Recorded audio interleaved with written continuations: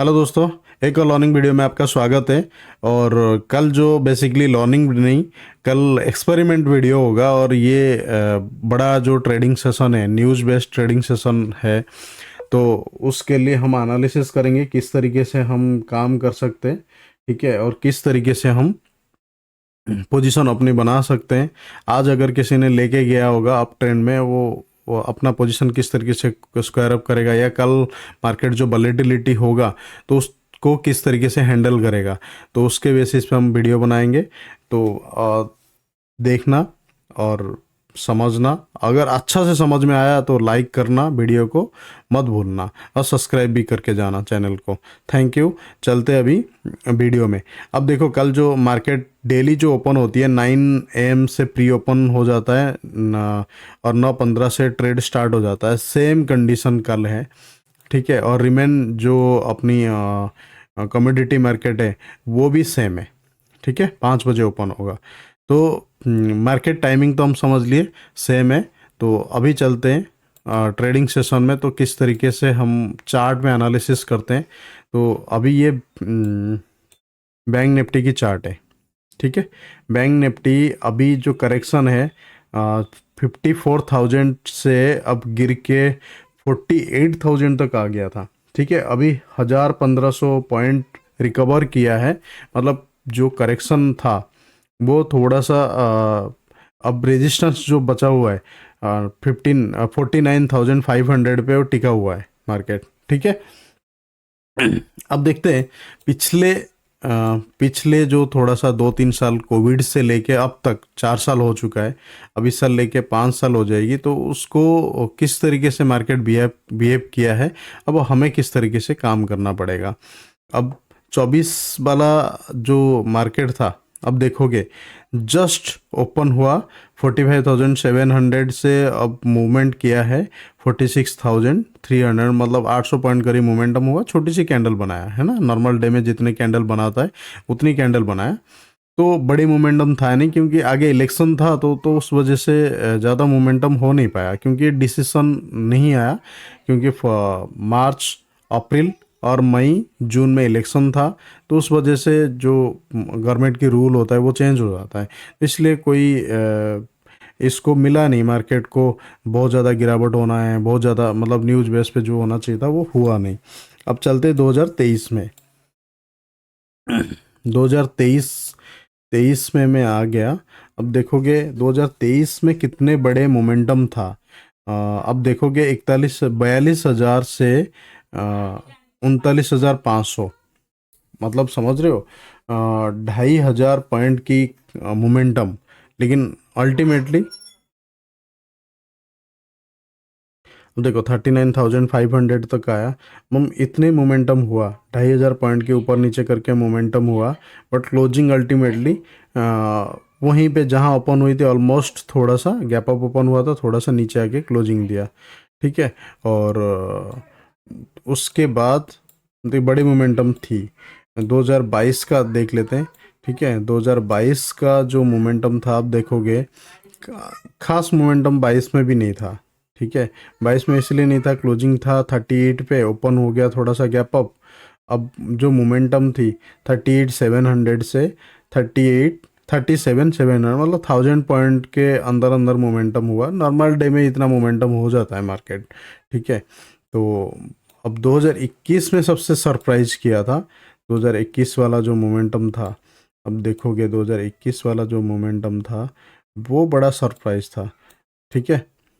अब सरप्राइज क्या था, अब ये है 1 फरवरी की कैंडल। अब थोड़ा सा मार्केट करेक्शन था, क्योंकि वो बुल रन स्टार्ट ही हुआ था।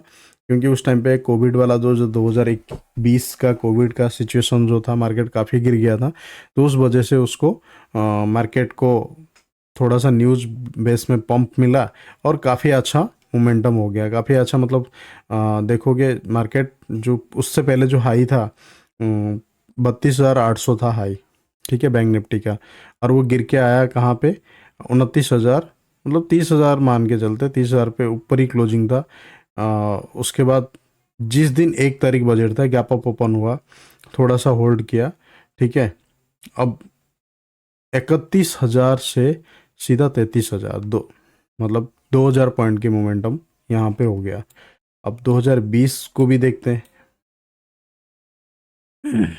अब देखो 2000 जो 20 वाला था वो करेक्शन था, क्योंकि कोविड वाला न्यूज़ आ ही रहा था। अब लेकिन इसको फॉलो थ्रू नहीं मिला। अब क्या था यहाँ पे, जो करेक्शन हाई जो था 32,500 से करेक्शन होके आ गया 30,500। 30,500 से एक अच्छा खासा गिरावट कैंडल मिला। करेक्शन जो एक तरीका बजट था, वो करेक्शन कितना बड़ा था, 31,000 से 29,800, मतलब 1200 पॉइंट की करेक्शन था। ठीक है। उसके बाद फिर 2 तारीख से ये करेक्शन पूरा हो गया, उसके ऊपर चला गया। फिर जैसे ही फरवरी लास्ट हुआ, वहाँ से गिरना चालू हो गया मार्केट। अब 2020 से मैंने बता दिया है। अब ये सितंबर वाला ये भी न्यूज़ बेस्ड था, क्योंकि ये वाला एक रिसेशन बजट था, तो उस वजह से ये मार्केट पंप हो गया। मतलब 26,500 से 800 से अब 29,500, 2,000, 2,500 पॉइंट की मोमेंटम ये हो गया। अभी इसमें किस तरीके से मोमेंटम अभी होना है, तो उसको देखते हैं। अब पहले वीकली एक्सपायरी था, अब वीकली एक्सपायरी नहीं है, मंथली एक्सपायरी। प्रीमियम बहुत हाई है, बहुत हाई है। मतलब वीकली बेसिस पे जितना प्रीमियम होना चाहिए था, वो प्रीमियम तो मतलब 4x मिलेगा। मान लो 300 रुपये की प्रीमियम अगर एट द मनी होता है, या 350 रुपये, वो मल्टी मतलब 450 तक मिलना चाहिए था। अब वो 1,000, 1,200 पॉइंट अगर हम देखेंगे 49,500 की अगर कॉल देखेंगे, कॉल या पुट दोनों देखेंगे। ठीक है। तो कॉल पहले चेक कर लेते हैं। 600 की मैंने लगाया, 1,200 रुपये की है। ठीक है। अब देखो 49,600, 1,200 रुपये की कॉल है। और पुट वाला जो सिचुएशन है, पुट वाला भी ऐसे ही मिलेगा। पुट वाला अगर देखोगे 600 की पुट, वो 900 की। थोड़ा सा पुट की साइड में करेक्शन, 4 दिन से मार्केट थोड़ा सा ऊपर जा रहा है, तो इस वजह से करेक्शन हो रहा है। ठीक है। ये प्रीमियम कल बढ़ता हुआ दिखेगा। इंडिया विक्स क्या है, इंडिया विक्स 2 दिन से करेक्शन हो रहा है। अब वो 18-19 पे चला गया था, 19 से आज 16 पे क्लोज दिया है। ठीक है। कल जैसे मार्केट ओपन होगा, इंडिया विक्स थोड़ा सा बढ़ा हुआ नज़र आएगा। मतलब हो सकता है इस लेवल को टच कर सकता है। ठीक है। फिर हो सकता है कम हो जाए, लेकिन 20 तक जाएगा, फिर नीचे आएगा। हो सकता है 20 से ऊपर ऊपर रहे, क्योंकि जनरली न्यूज़ कल जो फ्लो होगा उसके बेसिस पे मार्केट हिलेगा। और काफ़ी स्टॉक वगैरह करेक्शन भी हो चुके हैं, मार्केट काफ़ी करेक्शन हो चुका है। तो हमें थोड़ा सा अभी किस तरीके से देखो, रेजिस्टेंस रेजिस्टेंस पे अच्छा खासा डब्लू पैटर्न बना के रेजिस्टेंस पे खड़ा है। हो सकता है यहाँ से निकल जाए, निकलेगा तो 51,500 तक जा सकता है। मतलब यहाँ से 2,000 पॉइंट की अप मूव हम देख सकते हैं, क्योंकि बड़े मूव है। मैं थोड़ा सा बड़ा एक्सपेक्टेशन रखूंगा यहाँ पे। ठीक है। अब देखोगे मार्केट इस लेवल में 54,000 से गिर के 48,000 तक आ गया। ठीक है। 1.5 महीने में अब अच्छा खासा करेक्शन भी हो गया। अब वो एक डब्लू पैटर्न बना भी चुका है, कंसोलिडेट भी हो चुका है। ठीक है। मेरा एक्सपेक्टेशन थोड़ा सा ये बड़ा रहेगा। बड़ा क्यों रहेगा, अब देखो यहाँ पे अगर आता है 49 तक, आता है 49 से 48,000, 48,000 नीचे की साइड में ये 2,000 पॉइंट है। अगर यहाँ से कोई बाइंग अपॉर्चुनिटी दिखता है, ठीक है, तो मैं यहाँ पे कोशिश करूँगा पोजीशन बनाने की। ठीक है। और मेरा टारगेट रहेगा 51,500 की, ये टारगेट। ठीक है। और 50,500 की, सॉरी ये वाला और ये वाला। ठीक है। ये दोनों टारगेट रहेगा। नीचे की साइड में 49,000 और 48,000, ये टारगेट रहेगा। यहाँ करेक्शन हुआ, अगर बढ़ता हुआ दिखे तो यहाँ से भी ले लेंगे। ठीक है। प्रीमियम अगर जिस तरीके से बढ़ेगा तो काम करेंगे। अगर प्रीमियम नहीं बढ़ता हुआ दिखेगा तो मैं काम नहीं करूँगा, मैं लाइफ में रहूँगा। तो आप मेरे से जुड़ सकते हो। ठीक है। अब चलते थोड़ा सा निफ्टी में। 21,600 से, और कितना, 21,800, 150, 200 पॉइंट की मोमेंटम था। ठीक है। सेम चलते 2023 में। ठीक है। 2023 में थोड़ा सा मोमेंटम बड़ा था। बड़ा क्या देखोगे, 17,400 से लेके और 18,000 तक भी चला गया था। 900, 17,900। ठीक है। इतनी बड़ी मोमेंटम थी। और 2022 का देख लेते हैं। 22 का 2022 का अगर देखोगे, ये वाला थोड़ा सा गैप अप खुला, गैप अप खुलने के बाद ऊपर की तरफ मूव हुआ। ठीक है, ऑलमोस्ट 17,300 से 17,500 200 पॉइंट के मोमेंटम था। 2021 का भी देख लेते हैं, 21 का तो फाड़ दिया था भाई। अब देखोगे 13,700 से और 14,300।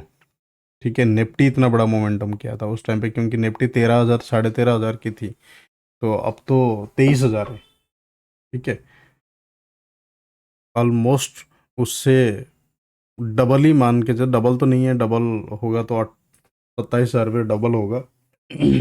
तो थोड़ा सा देख के चलते हैं, इतना बड़ा मोमेंटम। और 20 गिरने से पहले दिसंबर वाला देख लेते हैं, 1 फरवरी अच्छा खासा करेक्शन भी हुआ, क्योंकि कोविड वाला न्यूज़ भी था।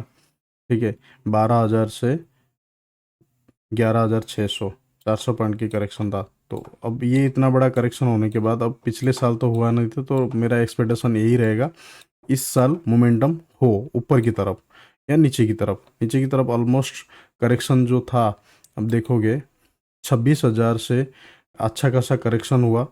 ठीक है, मार्केट ऑलमोस्ट 22,800 तक आया।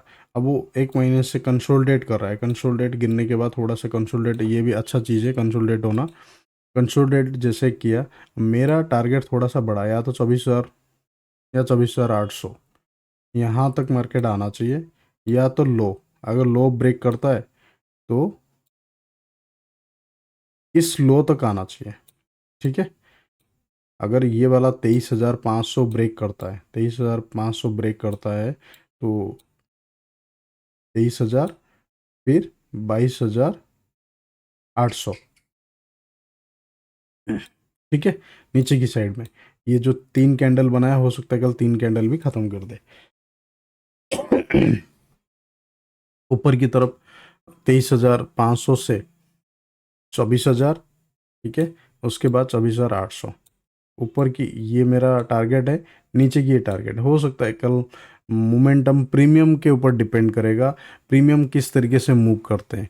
ठीक है, अगर हो सकता है मार्केट मूव किया और मार्केट इस तरीके से मूव किया, 2 दिन से इंडिया विक्स गिर रहा है, अब मतलब 19 पे पहुंच गया था, आज 16 पे है, करेक्शन हो गया। अब हो सकता है कल बढ़े, 19 से ऊपर जाए तो प्रीमियम भी बढ़ेगा। प्रीमियम ऑलमोस्ट आज बढ़ा हुआ है। ठीक है, आज तो काफ़ी वॉलेटिलिटी, ऐसी ऐसी मोमेंटम थी। ठीक है, आज एक यहीं पे आके क्लोजिंग दिया प्रीमियम, मतलब कहीं ऊपर गया था फिर नीचे, ऐसे ही। और प्रीमियम तो कम होने वाला कल नहीं, कल हो सकता है एंड ऑफ टाइम में न्यूज़ जैसे ख़त्म होगा, मतलब 12 बजे के आसपास, 1 बजे के आसपास, मतलब 10 बजे से स्टार्ट होता है, 10 बजे से 12 साढ़े 12 बजे तक क्लियर हो जाता है, ऑलमोस्ट पिक्चर क्लियर हो जाता है भाई किस तरीके से, किस सेक्टर की बेनिफिट मिलने वाला है, किसको ज़्यादा बजट मिल रहा है, किसकी रेट कट किया गया है टैक्सेशन में। तो उस सेक्टर बूम होगा तो करेक्शन भी होगा, कोई सेक्टर बढ़ेगा भी, कोई स्टॉक गिरेगा भी, कोई स्टॉक बढ़ेगा ही। वो तो आपको निफ्टी 50 में मिल जाएगी। ठीक है, तो मेरा उम्मीद यही है, मैंने बता दिया। 24,000 की ऊपर की साइड, 24,800 की मेरा थोड़ा सा बड़ा एक्सपेक्टेशन है कल।